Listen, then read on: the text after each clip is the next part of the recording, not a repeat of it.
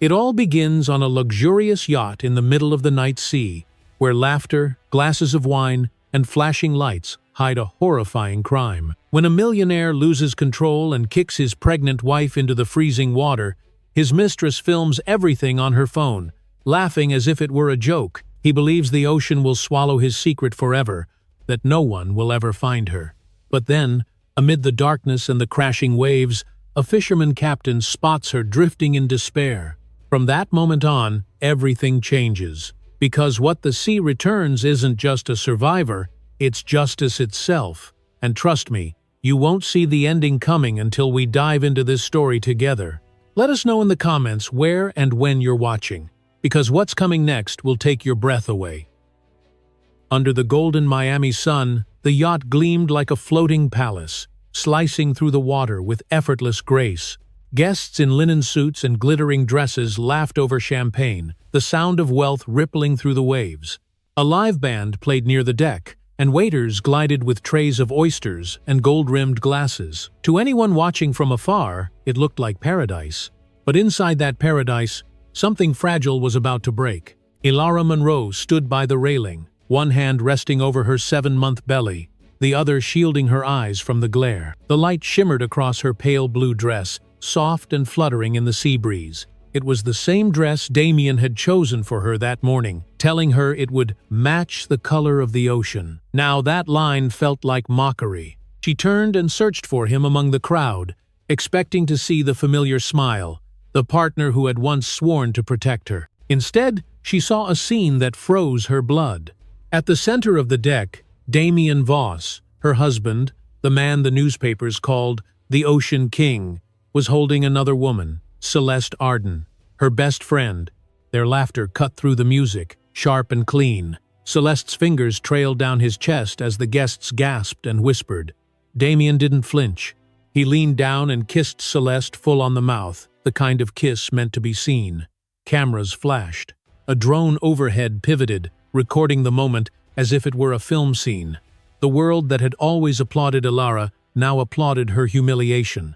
She stumbled forward, her heels catching on the deck. The sound of breaking glass followed her. Someone had dropped a flute of champagne. Her heart pounded in her ears as she reached them. "Damien," she managed, her voice trembling. "What are you doing?" He turned, that familiar smile gone. His eyes were cold, detached, like the ocean before a storm. "What does it look like?" he said. "I'm showing them what freedom feels like." Celeste laughed, the sound sharp as shattered glass. "You were always too soft, Ilara. He deserves someone who can keep up with him." The crowd stood frozen, unsure if this was a scandal or a performance. A few pulled out their phones, the glow of their screens reflecting in their eyes. Ilara felt every gaze like a blade. Her chest tightened. She wanted to scream, to cry, but the only thing she could do was whisper, "I trusted you both." Damien stepped closer, the sea wind catching his white shirt, his expression unreadable. "That trust was worth $2 billion, he said, voice low and deliberate. He let the words hang, heavy and cruel. "But I think we're done pretending, aren't we?" She shook her head, clutching her belly, her breath uneven. "Damien, please, you don't have to do this here." He smiled again, the kind of smile that never reached his eyes. Around them, the guests began to murmur, the tension turning electric. Celeste lifted her phone, recording, her face glowing with excitement. "What are you doing?" Ilara asked, glancing at the camera. "Making history," Celeste replied. Ilara took a shaky step back. "You're humiliating yourself." Damien laughed under his breath.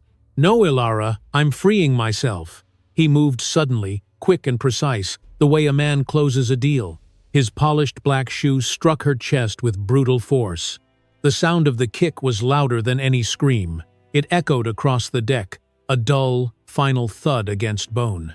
Ilara's body jerked backward, her arms flailing as the crowd gasped in horror. Someone shouted her name. Someone else dropped a phone. Time seemed to splinter. For an instant, she saw Celeste's face through the haze, eyes wide, lips parted, camera still raised. Then the world tilted. The rail slammed into her back, the metal cold and merciless. Her fingers scraped for balance, catching only air. She saw the blue horizon flip upside down, the sky crashing into the sea. the laughter, the music, the whispers, all dissolved into one endless rush of wind. The ocean swallowed her reflection. For a heartbeat, she hung in silence, suspended between sky and sea.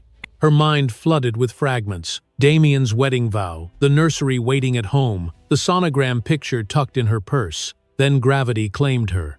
She fell. The impact cracked through her body, the water closing over her like a door slamming shut. Cold flooded her lungs. The taste of salt and blood filled her mouth. She tried to scream, but no sound came out. Bubbles rose around her face like glass beads, rising toward the light that was already fading. Above, the yacht's engines rumbled on. No one was jumping in. No one was throwing a rope. Through the distortion of water, she glimpsed shapes leaning over the rail, silhouettes against the Sunday. Damien's figure stood still, unflinching. Beside him, Celeste lowered her phone and laughed. The sound carried faintly through the waves, cruel and distant. Her arms moved instinctively, but the weight of her pregnancy pulled her down. Her dress tangled around her legs, the silk twisting like chains. Panic surged through her. She pressed a trembling hand against her stomach, whispering into the void. "Hold on, baby. Please hold on." The pressure in her chest burned. Her vision blurred. The sunlight above fractured into shards of gold before dimming to gray. The roar of the sea grew louder, beating against her ears until there was nothing left but silence. Her body sank deeper, the water colder, thicker. Her lungs screamed for air. In the darkness, she could still see Damien's foot connecting with her chest, the final act of a man who had everything and still wanted more.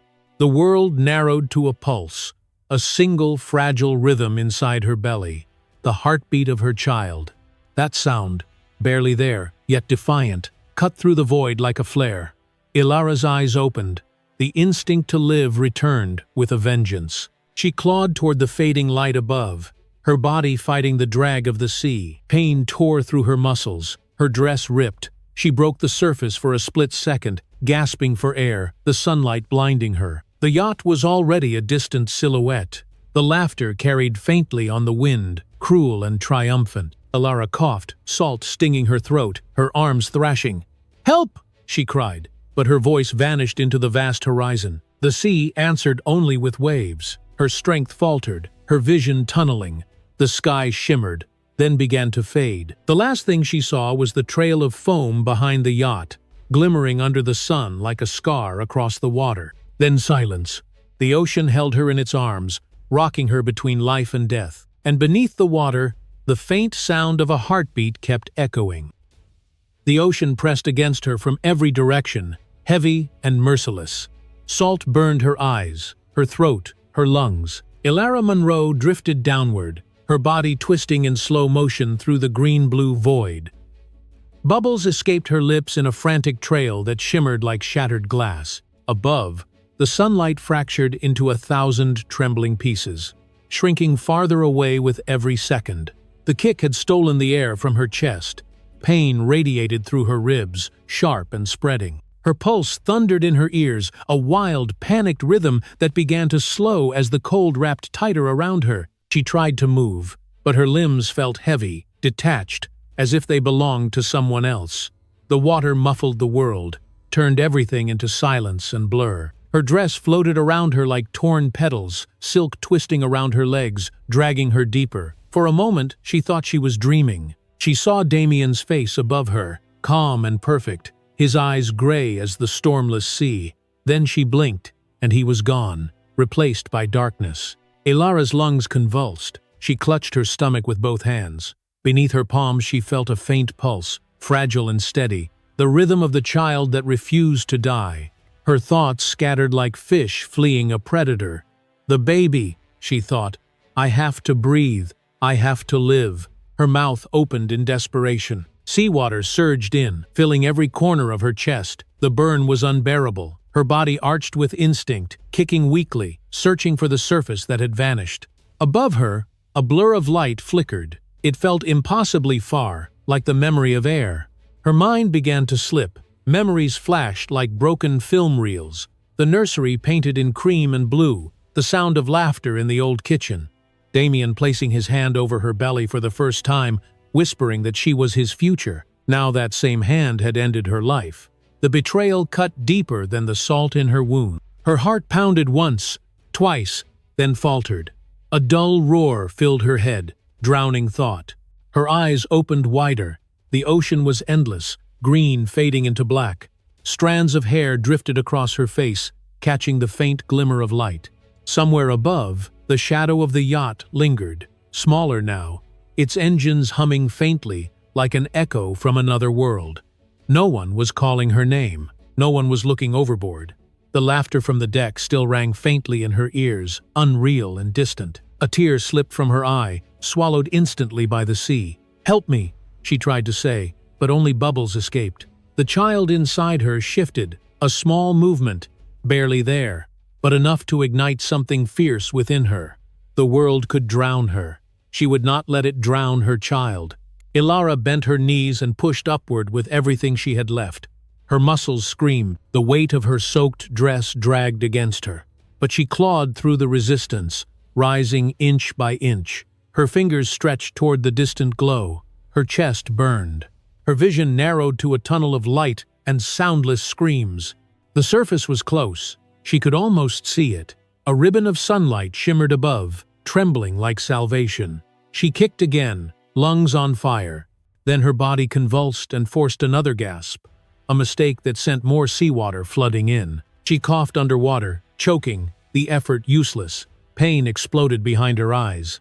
The light flickered out. Her body went still. For a moment there was peace. The water was no longer cold. The noise was gone. In the stillness, she imagined floating above it all, away from the pain, away from Damien, away from everything. The darkness invited her to rest. Then she heard it again. A heartbeat, too, soft, rhythmic, defiant. The sound came from deep within her, pulsing through her palms. Her baby was alive. That tiny heart was fighting, even as hers faltered. A warmth spread through her chest, pushing against the cold. Not yet, she thought. Not while he's still fighting. Her eyes opened once more. She twisted her body, finding the faint upward pull of the waves. Every muscle trembled as she kicked. Her dress tore, freeing her legs. Her arms sliced through the water in jerky, desperate motions. The surface glimmered faintly above, a fractured mirror of sunlight. Each second stretched into eternity.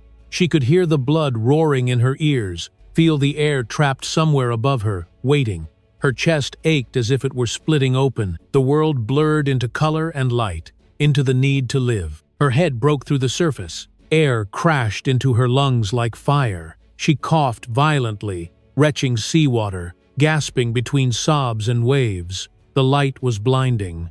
For a second, she thought she had gone deaf. Then came the sound of the sea, the rhythmic slap of water against her body, and the faint, distant thrum of engines. The yacht was already far away, its white hull cutting through the horizon. No one leaned over the side. No one shouted. The celebration continued, as if she had never existed. She treaded water clumsily, every motion an agony. Her lungs burned, her ribs screamed, but she refused to stop. "Please," she whispered hoarsely. "Someone, please." Her voice cracked, lost in the wind. The waves rose higher, tossing her from side to side. Salt stung the cuts on her face. Each swell pushed her under. Each gasp brought more seawater than air. She turned her head toward the open ocean. The sun glared down, indifferent. Minutes passed, or maybe seconds. Time had lost meaning. The exhaustion came quietly, creeping through her limbs, whispering that she could rest now. She looked down at her belly, at the faint curve beneath the water. "I can't," she murmured. "I promised." Her movements slowed. The waves lifted her, then dropped her again. The sky spun. Her eyelids fluttered. Her head tilted back, her lips barely above the surface. Far away, a shadow moved across the horizon. It could have been a bird, or a cloud, or maybe a boat. She blinked through the salt. The shape grew larger. A fishing vessel, its hull weathered and blue. She tried to wave, but her arms barely rose. "Here," she whispered. "Please, here." A gust of wind carried her voice away. Her strength vanished. She sank a few inches, the sea closing over her face. The light blurred into streaks of white and gold. In the silence that followed, the only thing that remained was that heartbeat, faint, stubborn, alive. Ilara let the water cradle her, eyes half open, body drifting. The surface above shimmered like glass. Somewhere in the distance, a man's voice shouted, but she couldn't tell if it was real or memory. The sea rolled around her, vast and endless, carrying her somewhere between life and oblivion. Her lips parted once more, a final breath leaving her like a prayer. Then everything went still. The storm had passed, but the ocean was still restless. Captain Mauro Alvarez gripped the worn rail of his small fishing boat, squinting into the gray horizon. The morning sun tried to pierce through the heavy clouds, scattering thin ribbons of gold across the waves. He had been out since before dawn, searching for the traps the storm had dragged off course. The sea was his home, but that morning it felt haunted. Then he saw it. Something pale floated between the swells, rising and sinking with the rhythm of the tide. At first, he thought it was a gull tangled in seaweed, but as he steered closer, the shape grew clearer, a human form. His heart kicked. He cut the engine, letting the waves push the boat nearer. "Mierda," he muttered under his breath, grabbing the hook pole. "Please, not another one." The woman's hair fanned out in the water like dark silk. Her face was turned upward, eyes closed, skin ghostly under the morning light. She wasn't moving. Her dress clung to her body, torn and heavy, the soft blue fabric shimmering faintly beneath the surface. A thin silver chain floated near her neck, catching the light before dipping again. Come on," Mauro whispered, leaning over the edge. He hooked the fabric gently and pulled. The weight fought him, dragging back with the pull of the current. He cursed, grabbed the net beside him, and threw it over her. The ropes tightened around her arms and shoulders. Gritting his teeth, he hauled with all his strength, his boots slipping against the wet deck. The sea did not let go easily. Finally, with one last pull, she broke the surface. Her head fell limp against the wood, water streaming from her mouth and hair. Mauro dropped to his knees beside her, pressing 2 fingers to her throat. Nothing. He pressed again, harder. Still nothing. The boat rocked violently, splashing cold water over both of them. "Breathe, damn it," he said, tilting her head back. He locked his hands and pushed against her chest, counting under his breath. Once, twice, again. Her body jerked, seawater spilling from her lips. He turned her onto her side, holding her steady. Then it came, a sound barely there at first, then stronger, a gasp, ragged and wet. She coughed, choking, fighting for air. "That's it," Mauro said, voice rough with relief. "Come back." She coughed again, trying to speak, but no words came. Her hands moved weakly toward her stomach, clutching it as if protecting something precious. Mauro followed her motion, confusion flickering across his face. "Pregnant," he murmured. He knelt closer, placing a calloused hand above hers, careful and gentle. Beneath the layers of soaked fabric, he felt movement, a faint flutter. He drew in a sharp breath. "Both alive," he whispered. He glanced around at the endless water. There was no other boat in sight, only miles of gray-blue silence. Whoever had left her there was long gone. He stared at her bruised face, the small cut at her lip, the faint fingerprint marks on her arm. He didn't need to ask what kind of people had done this. He had seen enough of the world to know cruelty when it washed up on his deck. "Hold on," he said softly. "The sea gave you back. I won't let it take you again." He covered her with an old fishing jacket, then started the engine. The boat groaned, shifting direction toward the shore. As the motor roared to life, she stirred, eyes fluttering open for a brief moment. Her gaze met his, unfocused and full of fear. "You're safe," he said, steadying her shoulder. "You're on my boat. Don't move." Her lips parted, but only a whisper came out. "The baby?" He nodded. "Still with you." Her eyes filled with tears.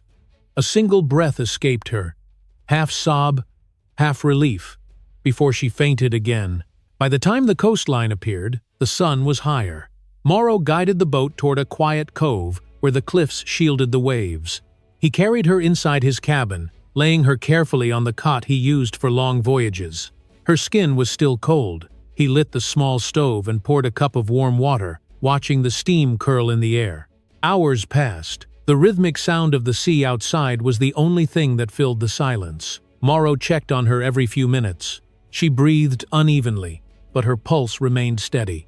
When she stirred, he was there with the cup. She blinked, confused, then realized where she was. "Who are you?" He smiled faintly, relief softening his rough features. "Captain Mauro Alvarez, and you're lucky, Senora. The tide was turning against you." Her throat ached as she spoke. "You pulled me out?" "Yes." He poured her another sip of water. "The ocean throws things away. I bring them back." Her fingers trembled as she reached for the cup. "Thank you," she whispered. Mauro shrugged. "Don't thank me. Thank the sea. It decided you weren't finished yet." She closed her eyes, the words sinking into her bones. For the first time since the fall, she let herself breathe without fear. The steady rocking of the boat became a lullaby. Later, when Mauro turned to check the nets drying outside, the soft glow of light caught his attention. He looked back. On her wrist, a small medical band blinked faintly, its green signal pulsing in the dim cabin. "That's what I saw in the water," he muttered. "Your light." He touched the band gently. It blinked again, steady and alive. Outside, the sea calmed. The sun broke through the clouds, scattering diamonds across the waves. Inside, the woman slept, her hand resting on her belly. Mauro sat near the doorway, watching the horizon. The ocean had taken so much from him in his life, but that morning, it had given something back. He whispered a prayer under his breath, not for himself, but for her and the child she carried. The tide shifted, rocking the boat softly, and for a brief moment it felt as if the sea itself was listening. The tide had turned by midday. The sea that had raged all night now moved with a quiet breath, soft and forgiving. Sunlight spilled through the thinning clouds, scattering diamonds over the surface. Inside the small boat, Ilara Monroe slept, one hand resting protectively on her belly. Captain Mauro Alvarez sat by the cabin door, watching the horizon. The ocean had taken too much from him in this life, yet that morning it had given something back. He whispered a prayer, not for himself, but for the woman and the child she carried. The boat swayed gently, the rhythm of the tide slow and tender. For a brief moment, it felt as if the whole sea were listening. But peace never lasted long at sea. By late afternoon, the clouds gathered again, thick and dark. The wind carried a chill that smelled of coming rain. Mauro checked the sky, his brow furrowed. "Another storm," he muttered. "Too soon." He turned toward the cabin. Ilara was awake, her eyes heavy but alert. "Where are we?" she asked softly. "Close to shore," he said. "We'll reach the cove before nightfall." Her gaze drifted toward the window. The horizon had turned silver gray, the sunlight gone. She felt a dull pain in her lower belly, at first small, then stronger. She winced and drew a sharp breath. "Something's wrong," she whispered. Mauro was at her side in an instant. "What is it?" "The baby," she said, her voice trembling. "It's coming." Mauro froze, the words hitting him like thunder. "Now? It's too early." She shook her head, tears brimming in her eyes. "I can't stop it." Lightning flickered far away, turning the sea into liquid glass. Mauro started the engine, steering toward the narrow strip of beach ahead. Rain began to fall, soft at first, then harder. Waves slapped the hull. The wind roared through the rigging like a living thing. "Hold on," he said, gripping the wheel. "We're almost there." The storm broke just as they reached the shore. Rain poured from the sky in torrents, soaking everything. Mauro jumped into the shallow water and lifted Ilara in his arms. She cried out as another contraction seized her. "Please," she gasped. "It hurts."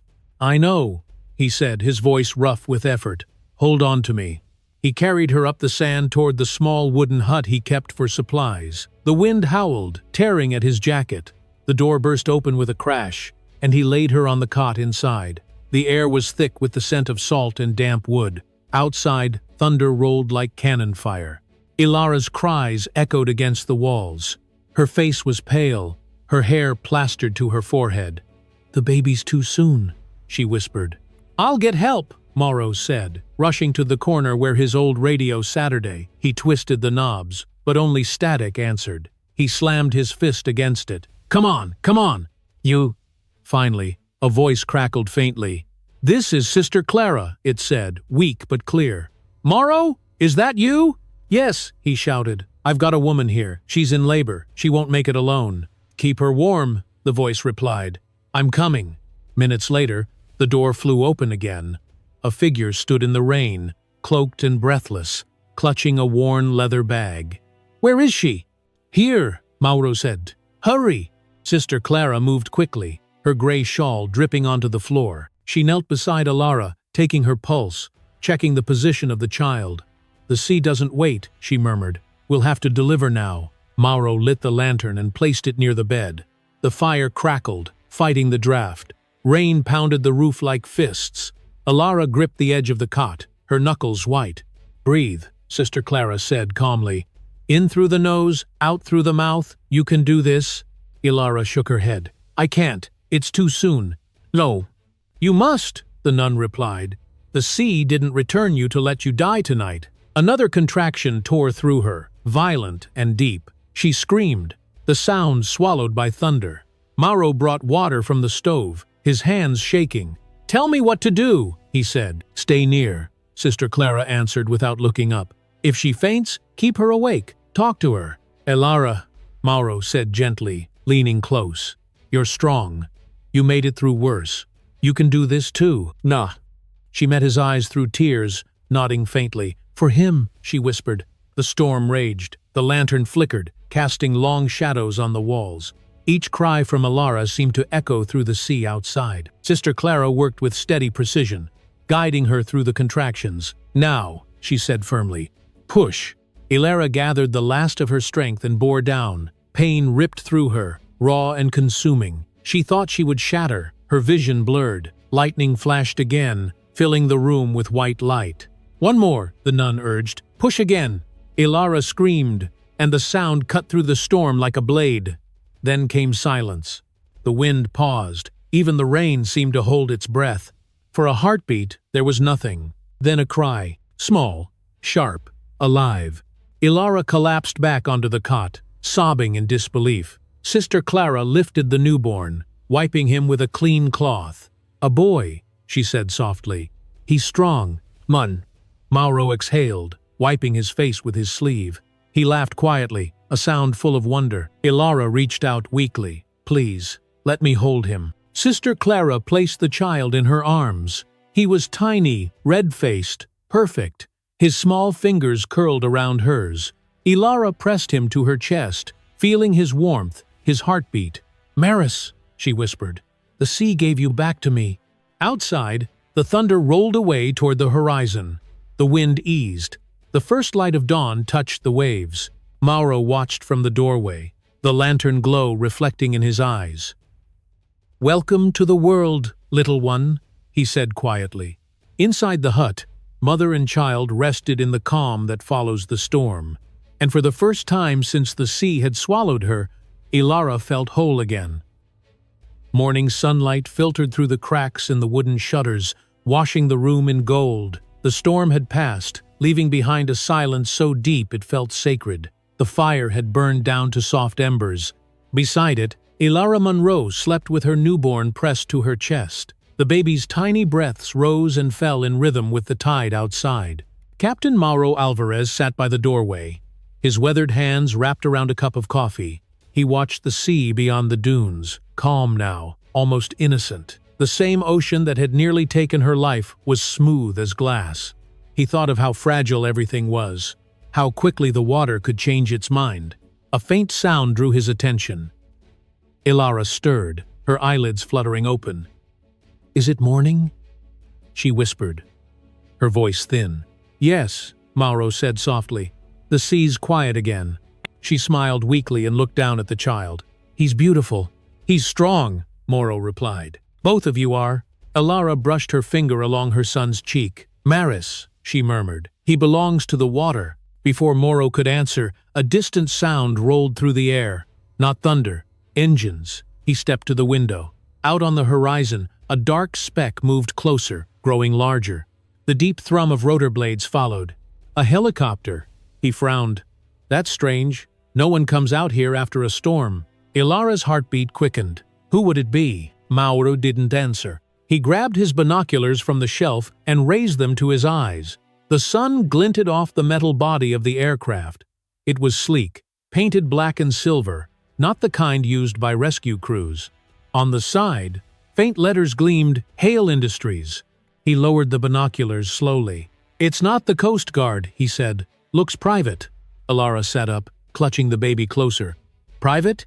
You mean someone's looking for me?" Mauro turned toward her. His brow creased. "You said no one knew you were alive." "They don't," she said quickly. "At least, they shouldn't." The helicopter circled once above the coastline, then descended toward the sand. The roar grew deafening. Sand whipped through the air in blinding spirals. Mauro pulled the shutters closed, shielding them from the wind. When the noise settled, there was a heavy knock on the door. Mauro reached for the handle cautiously. "Stay back," he said. He opened the door a few inches. A tall man stood outside, wearing a gray coat dusted with sea salt. His hair was streaked with silver, his eyes sharp and steady. He looked exhausted, but composed, as if storms meant nothing to him. Behind him, the helicopter's blades slowed to a stop. "Mauro Alvarez?" the man said, his voice clear over the wind. Mauro nodded warily. "That's me. My name is Vincent Hale," the stranger said. "I'm looking for someone, a woman. Her name is Alara Monroe." "Nye." Mauro's grip tightened on the doorframe. "Why?" Vincent studied his face for a moment, then pulled something from his coat pocket, a small medical scanner, the kind used in hospitals. He held it up, because this beacon was transmitting her vitals. The signal stopped here at dawn. Mauro glanced toward the corner where Ilara sat on the bed, her eyes wide with fear. The faint green light from her wristband blinked through the folds of the blanket. Vincent followed his gaze. "So she is here." Alara drew a sharp breath. "Who are you?" He stepped inside, closing the door behind him. His movements were slow, deliberate, respectful. "A friend of your father's," he said quietly. "My name is Vincent Hale. He saved my life 20 years ago. When I heard what happened, I couldn't let it end that way." Alara stared at him, her mind spinning. "You knew my father?" He nodded. "We built our first firm together. He was brilliant. And when I heard Damien Voss declared you dead, I started tracing your medical devices. I thought it was madness to hope. But here you are." Her throat tightened. "Damien said I was dead?" "Yes," Vincent said. He announced it publicly, held a memorial, the estate, the holdings, the shares, all transferred under his name. "Every piece of your life has been rewritten." Ilara's body went still. The baby stirred in her arms, sensing her tension. Vincent's voice softened. "I know this is too much, but you're not safe if people learn you survived. You must disappear for now."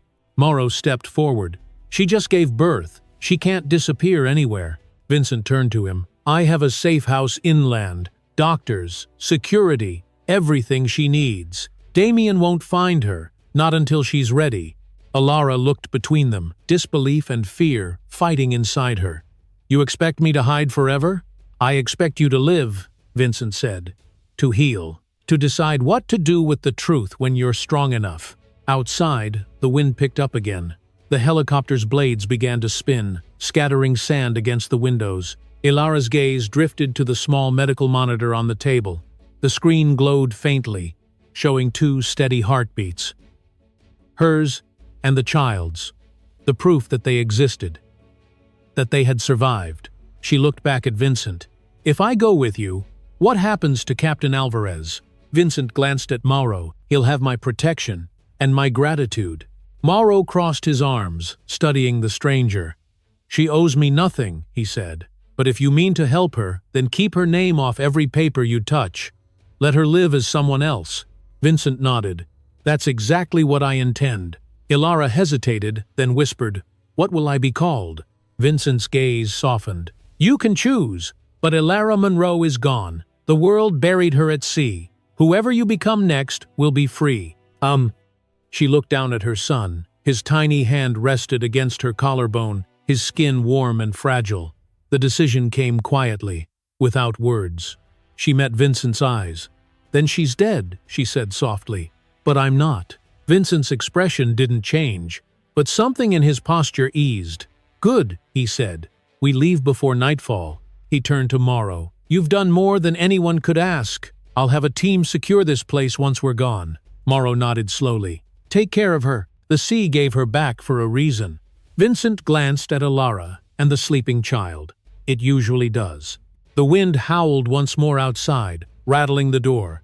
Alara tightened her hold on the baby, her heart pounding.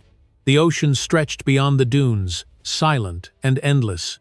In that silence, she whispered to the child's ear, "We're leaving, but the sea will always know our names." Rain brushed the windows of the small apartment like restless fingers. New York shimmered below, alive with sirens, headlights, and the pulse of thousands of strangers who had no idea a woman once thought dead lived quietly among them. Ilara Monroe no longer existed.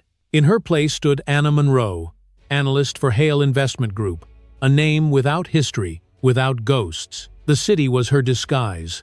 Its noise buried the silence she carried. A year had passed since she left the coast. In that time, she had learned to move differently, speak carefully, breathe evenly. But every night, when the hum of the city softened, she still heard the sound of the ocean swallowing her. She closed her laptop and looked across the small living room. Toys lay scattered across the rug. A small boy, not yet walking steadily, sat near the couch, clutching a wooden block. His dark hair curled at the edges, his eyes as green as the sea. "Maris," she said softly, kneeling beside him. "Time for bed."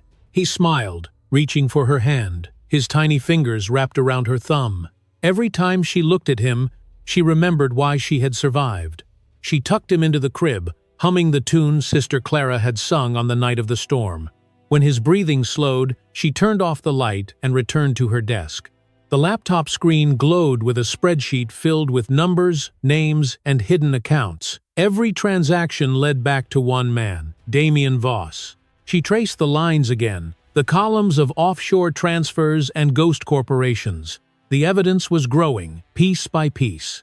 A knock sounded at the door, 3 short taps, then 2. The signal. She unlocked the chain and opened it slightly. Gabriel Reese stepped inside, his coat damp from the rain. His presence carried the calm of a man who had lived too long around danger.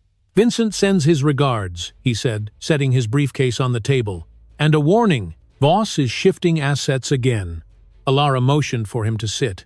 "Then we're close. He's panicking." "Maybe," Gabriel said, loosening his tie. "Or maybe he's smarter than we thought." He opened the briefcase and slid a folder toward her. "We pulled this from one of his shell subsidiaries. Take a look." She flipped it open. Inside were transfer records, emails, and a chain of documents linking Voss Maritime Holdings to a foreign account. "This matches one of the hidden trails from last week," she said, scanning the numbers. Gabriel nodded. "We can connect it, but it won't be enough for a conviction." "Not yet," Ilara sighed. "It never is." He studied her face. "You've done well, Anna, but you need rest. This obsession will eat you alive." She met his gaze. "Obsession is what keeps me breathing." He leaned back in the chair, watching her. "I know that look. You're not just chasing money. What are you really searching for?" "The truth," she said simply. "Something I can show the world. Something they can't deny." He nodded slowly. "Then keep looking. But stay careful. Voss still has eyes everywhere." After Gabriel left, the apartment grew quiet again. Rain tapped against the glass. Ilara poured herself a cup of coffee and returned to her files. She clicked through encrypted folders, tracing the flow of Voss's money through Europe and the Caribbean. The deeper she dug, the more tangled the web became. Hours passed. The clock on the wall struck midnight. Her eyes burned from staring at the screen. She rubbed her temples, ready to close the laptop, when she noticed something odd. An unfamiliar file buried in one of the shared cloud folders linked to Voss's PR archives. The folder name was simple: Camera, Uploads, Backup. Her pulse quickened. She clicked it open. Hundreds of thumbnails appeared. Photos from events, dinners, charity galas. But one file caught her eye. It was a short video, time-stamped on the same day as the yacht party. IMG 923 MOV. She froze. Her hand hovered over the mouse. Slowly, she double-clicked the file. The screen filled with sunlight, laughter, the sound of music. For a moment, she couldn't breathe. Then the image came into focus. White deck, champagne glasses, and Celeste Arden's reflection in the lens as she aimed the phone toward the crowd. The audio picked up voices, then a woman's shout, sharp and pleading. Her own. The camera turned. Damien Voss stood in frame, his smile cold. his hand gripping the railing. Then the movement, the violent, unmistakable kick, the impact, the scream, the flash of blue fabric disappearing over the edge. Ilara covered her mouth, her eyes wide. The video ended with Celeste's laugh and the faint splash of water. For a long moment, she didn't move. The hum of the refrigerator was the only sound in the room. Her hand trembled as she replayed the clip, needing to see it again, needing to be sure it was real. It was all there, the faces, the sound, the proof. Her vision blurred with tears, a mix of horror and vindication. The evidence she had never thought existed was sitting on her screen, hidden in plain sight. Celeste had filmed everything. Ilara saved the file to an encrypted drive, locking it behind a password. Then she unplugged the laptop and tucked it into a steel case under her desk. Her mind raced. This was no longer about financial fraud or corporate deceit. This was murder. She stood by the window, staring at the city lights below. The glass reflected her face, pale and still. "You thought you buried me," she whispered, "but you left a witness." In the nursery, Maris stirred, letting out a soft cry. She hurried to him, lifting him gently. His tiny hand rested against her collarbone, grounding her. "It's over," she whispered, though she didn't yet believe it. "One day, the world will know." The storm outside intensified, thunder rumbling far above the skyline. Ilara looked toward the flashing sky, feeling the same pull she had felt a year ago in the waves. The past was no longer a wound, it was evidence. She rocked her son until his breathing slowed again. When she laid him back down, she turned off the lamp. The apartment fell into darkness, except for the faint blue glow from the laptop case beneath her desk. She stared at it for a long time, her pulse steady, her mind clear. The proof was there, silent and waiting. She whispered to the darkness, "The tide is turning." Morning came gray and sharp. Rain had stopped, but the city still carried the taste of storm. Ilara sat in front of her laptop, the glow of the screen washing her face in blue. The video file, IMG 923, MOV, waited in the folder, like a sleeping beast. Her reflection trembled in the glass. She had not slept. Every time she closed her eyes, she heard the splash again. Her own scream, Damien's face frozen in mid-rage, Celeste's laughter echoing behind the camera. Now it was all here. Proof. She clicked the file once more, forcing herself to watch every frame. The image shook slightly, filmed by hand, but clear enough to burn itself into truth. At the bottom corner of the screen, the reflection of the phone revealed Celeste's red dress, the same she had worn that night. The timestamp glowed like a wound. Her phone buzzed beside her. Gabriel's name lit the screen. "Morning." His voice came steady, low. "You're up early." "I found something," she said. Her throat felt tight. "You need to see it." He didn't ask what. "I'll be there in 20 minutes. When he arrived, she had the laptop already open. He set his coat on the chair, took one look at her face, and understood. "Play it." The video ran. No one spoke. The sound of waves filled the small room. When it ended, silence stretched until Gabriel exhaled slowly.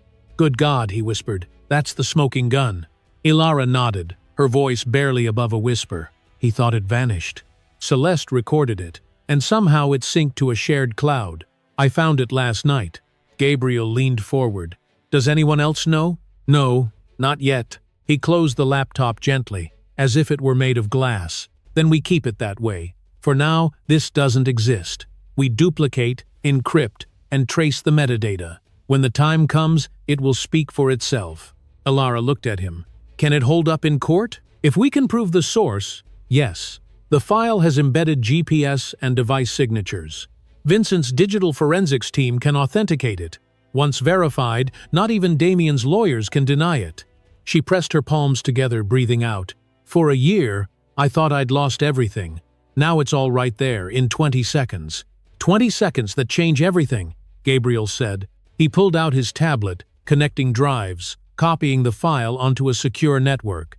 "Vincent will get the encrypted version by noon. I'll deliver the original to a separate vault." Ilara walked to the window, arms folded tightly. The city lights flickered on wet pavement below. "Do you think Celeste still has the phone?" "Maybe, but it doesn't matter. Once we have authentication, her copy becomes irrelevant." Ilara's gaze hardened. I want her to see it anyway. I want them both to see it. Gabrielle looked up. Revenge doesn't always heal. It's not revenge, she said. It's restoration. He built his empire on lies. Now he'll drown in them. They spent the next hours gathering everything. Financial records, internal emails, witness statements, every thread that connected Damien Voss to fraud, abuse, and now attempted murder. The table was soon covered in files and devices. The quiet intensity between them felt electric. At noon, Vincent Hale joined the call from London. His face appeared on the screen, framed by the glow of multiple monitors. "You've done extraordinary work," he said. "I'll have the digital team verify that clip within 48 hours. Once confirmed, we can move forward legally and strategically." Ilara leaned closer to the screen. "When do we strike?" "Soon," Vincent replied. "But not yet. We need precision. If we move too early, he'll claim manipulation. We build a wall of evidence so tight, even he can't breathe through it." Gabriel nodded. "We're almost there." Vincent's gaze softened. "Anna, you've come farther than anyone expected. But remember, truth has power only if you survive to speak it." The call ended. Ilara sat back, exhausted but restless. Gabriel poured coffee into 2 mugs. "You've been living on adrenaline for a year," he said. "Eat something." She took the mug, wrapping her fingers around the heat. "When this is over, I'll sleep for a week." "Make it 2, Gabriel said, almost smiling. Evening fell. The city glowed with amber reflections. Ilara sat again before her screen, reviewing every frame of the video, marking details, the yacht's railing pattern, the position of the champagne table, Celeste's voice in the background. Each clue was a nail in the coffin. Her inbox pinged. A message from Vincent's forensics team. Metadata extraction successful. Device: iPhone 12 Pro, registered to Celeste Arden. GPS: Atlantic coordinates 40,72G no, 73,99W. Ilara stared at the screen. It was irrefutable. The proof had a name, a place, and a time. She whispered, "It's real." Gabriel looked over her shoulder. "That's our anchor. The rest is wind." He started packing the evidence into a secure folder. "We'll take it to Harper tomorrow. She'll know how to release it when the time is right." Ilara hesitated. "Are you sure about involving her?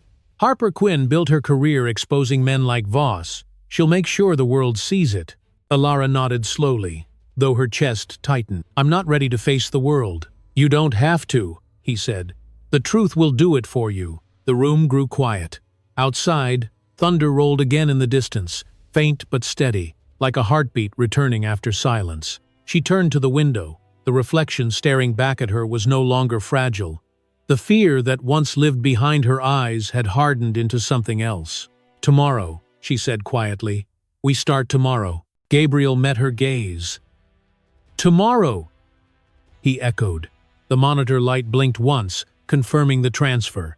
The file rested safely on a drive locked inside the briefcase. Ilara's hand hovered above it for a moment, trembling slightly. Then she closed the latch. In the corner of the room, the baby monitor flickered with the sound of Maris breathing softly in his sleep. Ilara whispered, "We survived the sea. Now we face the storm." The words hung in the air like a vow. Outside, a flash of lightning cut across the skyline, silent but fierce. The city gleamed under evening light, the streets washed clean after the rain. From the 42nd floor of the Waldorf Astoria, the ballroom glowed with gold and crystal.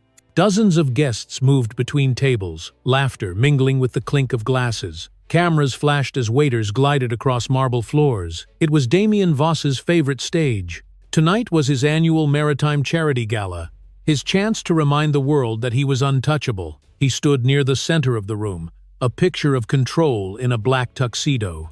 His smile carried the easy arrogance of a man who believed the past had been buried deep beneath the sea. Celeste Arden hovered close to him, her red gown like a flame under the chandeliers. She leaned toward him, whispering, "The press loves you again. You've survived every headline." Damien raised his glass. "They always come back. People forget faster than they forgive." Celeste's laugh was soft but brittle. "You think they forgot her?" He didn't look at her. "No one remembers ghosts." Across the city, in a dimly lit studio, a woman sat before a wall of monitors. Harper Quinn, investigative journalist, adjusted her earpiece as her team finalized the live feed. The countdown clock blinked on the screen in front of her. 10 minutes until broadcast. Beside her, Gabriel Reese stood with his hands in his pockets, calm but alert. On the desk between them lay a small silver flash drive marked IMG 923. Maved, Harper turned to him. You're certain it's authentic? Certified by 2 digital forensics labs, Gabriel said. Original metadata, untouched. The world will see exactly what happened. Harper exhaled, the weight of the moment pressing against her chest. Once this goes live, there's no turning back. His lawyers will come for all of us. They can try, Gabriel said. Truth moves faster than money. Harper looked at the monitor, showing the live feed from the gala. He has no idea. Gabriel's voice was steady. He will. At the hotel, Damien gave his speech. Tonight, he declared, his voice carrying over the crowd. We celebrate progress. We build a future stronger than any storm. Applause filled the room. The cameras turned toward him, capturing his practiced smile. But on one of the large LED screens behind the stage, the lights flickered. The logo of Voss Maritime blinked, glitched, and vanished. Damien frowned, turning slightly. What the hell? He muttered. The crowd murmured. Celeste stiffened beside him. The lights dimmed further, then stabilized. The screen came back to life, but not with his presentation. A single frame appeared. The image of a yacht deck bathed in sunlight. Laughter, music, then movement. The video played in silence first, but the room grew still. Someone gasped. The sound returned. A woman's voice pleading. The sudden shout. The violent kick. The crowd froze as they watched Ilara Monroe fall backward into the sea. The image ended with Celeste's reflection in the camera lens, her red dress unmistakable. The ballroom erupted in chaos. Celeste stepped back, color draining from her face. Damien? She whispered. Turn it off. Damien lunged toward the technician's table. Cut the feed! He shouted. But the screens were mirrored across every wall, every monitor locked in the same loop. The guests surrounded him, phones raised, recording. From the broadcast studio, Harper's voice came through live on national television. This footage, verified and authenticated, shows the moment billionaire Damien Voss attacked his pregnant wife, Ilara Monroe, during a charity event 1 year ago. He declared her missing at sea days later. The crowd erupted again. Some screamed, some shouted questions. Damien froze, his jaw tight, his composure cracking. Celeste trembled beside him, unable to look away from the image of herself holding the phone. At that same moment, in her apartment miles away, Ilara watched the broadcast unfold on her screen. She sat motionless, her heart pounding, the glow of the television reflecting in her eyes. Maris slept in his crib beside her, undisturbed by the storm of noise outside. Gabriel stood in the background of the broadcast, silent, watching the city react in real time. Harper continued speaking with controlled precision. For months, the world believed Ilara Monroe had drowned. But the sea does not always keep its dead. What you are seeing now is proof that truth rises. In the ballroom, security guards struggled to reach the main console, but journalists were already broadcasting live from their phones. Damien's voice cut through the noise, angry, desperate. This is fake. Lies. She's dead. Harper's voice echoed from the speakers. The file was recovered from the original device registered to Celeste Arden. Metadata confirms the recording's authenticity. There is no editing, no manipulation, only evidence. Every face in the room turned toward Celeste. Her lips parted, but no sound came. Damien's fury turned on her. You filmed this? I didn't mean, she stammered. I thought he told me to delete it. Damien's voice rose, sharp and raw. You stupid! Flashes from phones blinded him. The crowd backed away, murmuring. The image replayed again on the walls, unstoppable. The sound of the splash filled the ballroom. Gabriel's phone buzzed in his pocket. He glanced down. A message from Vincent Hale. The press has it. The board is watching. Phase complete. Back in the hotel, police sirens wailed faintly from the streets below. Reporters began flooding the entrance. Celeste broke free from Damien's grasp and ran for the exit. Cameras followed her. Damien stood alone under the glaring lights, surrounded by murmuring guests, who now saw him not as a philanthropist but as a monster. He slammed a glass off the nearest table. It shattered against the floor. "You think this ruins me?" he shouted. "You have no idea who I am." The microphones caught every word. Outside, the video spread faster than any headline could control. Within minutes, every major network, every social feed, was looping the same 20-second clip. The image of his kick, his face, his crime. In her apartment, Ilara pressed her hand over her mouth, trembling. The proof was no longer hidden. The world had seen it. Gabriel turned from the monitors and looked at Harper. "It's done." Harper nodded, her expression solemn. "No, it's only begun."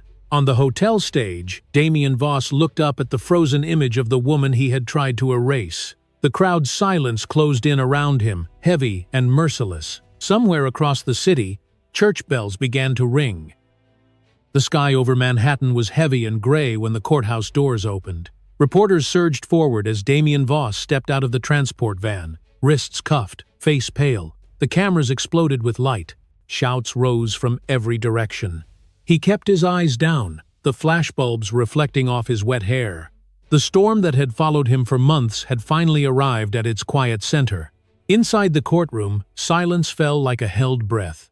Rows of spectators filled the benches, journalists and citizens who had watched the video 100 times. The same 20 seconds of horror had become the nation's obsession. Now everyone waited to see what justice would sound like. Judge Evelyn Rhodes adjusted her glasses and looked over the packed room.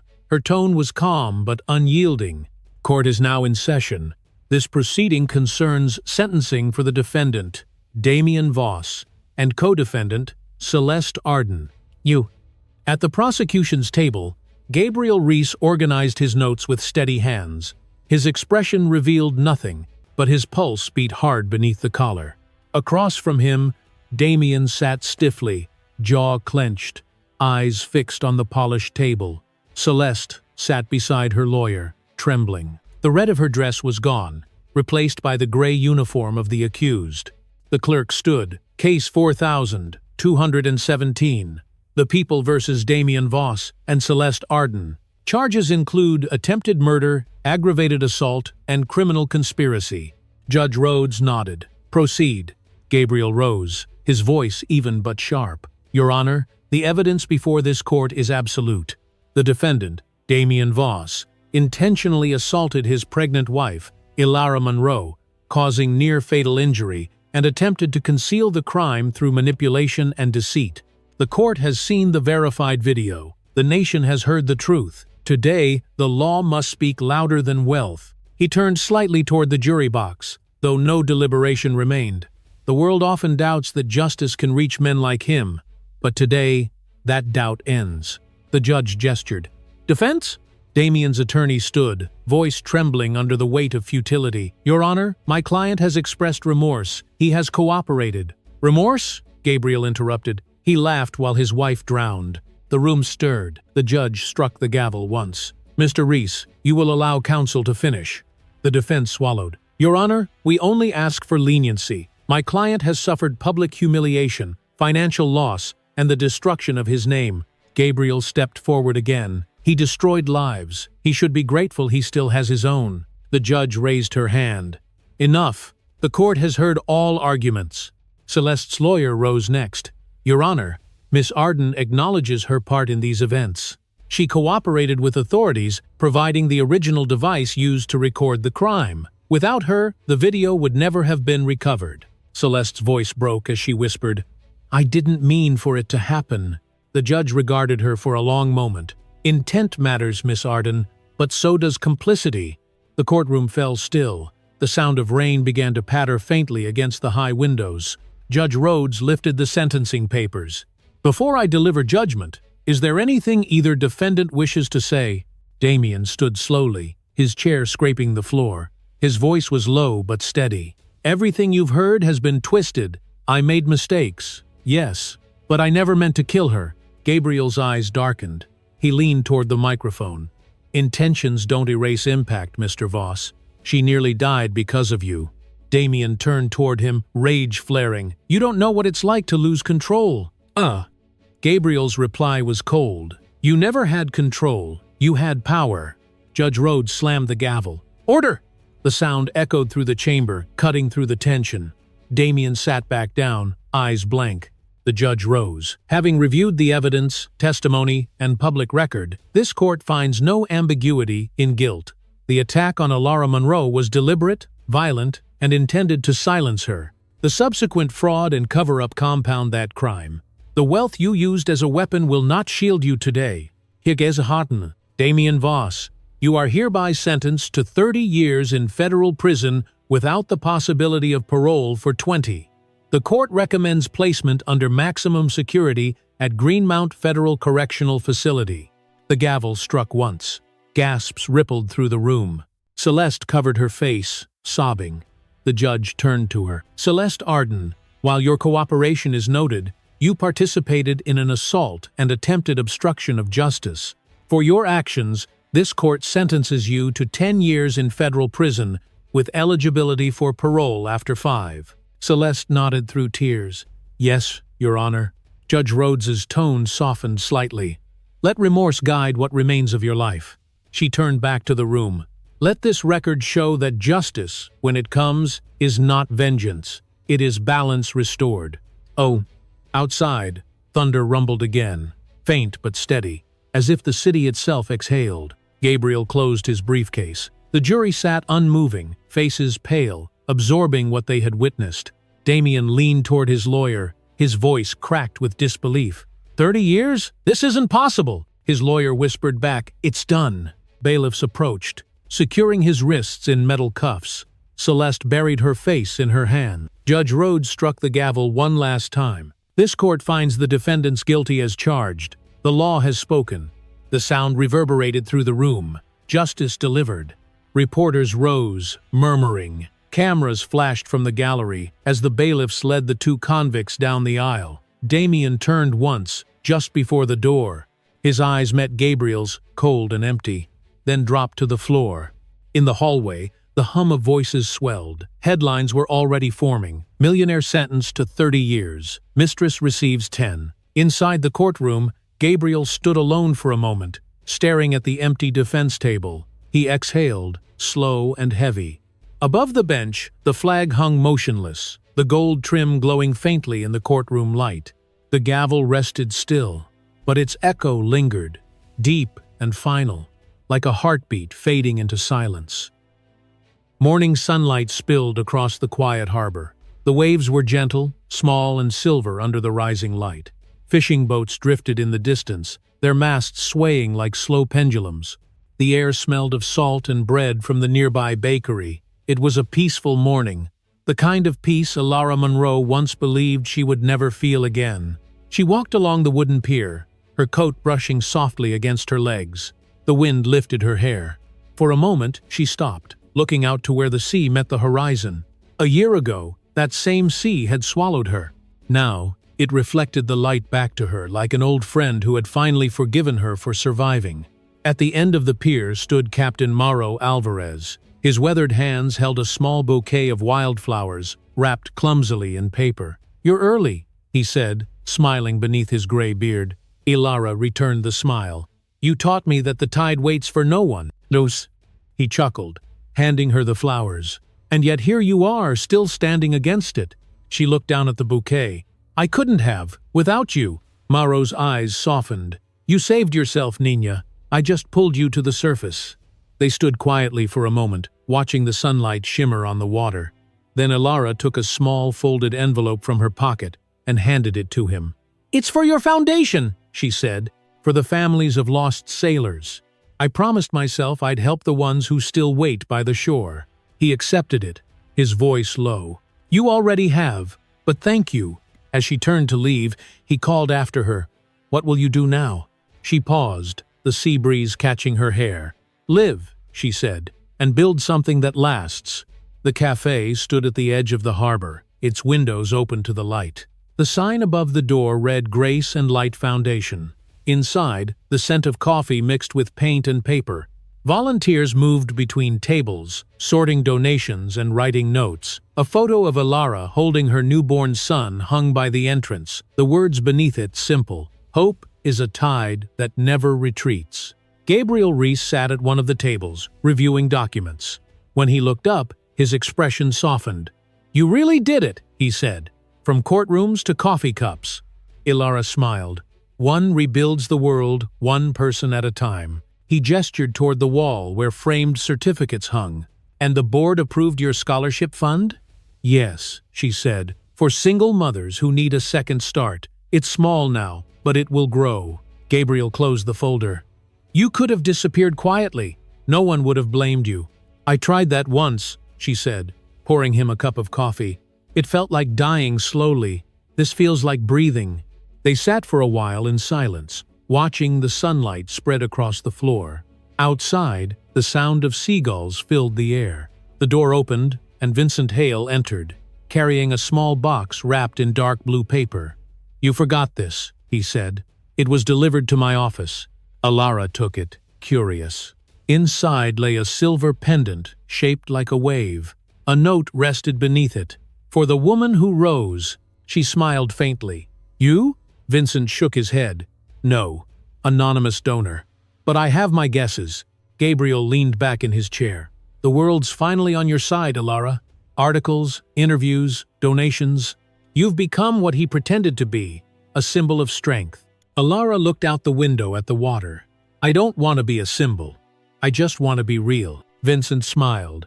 "Real is what lasts." They left soon after, and Ilara returned upstairs to her small office overlooking the bay.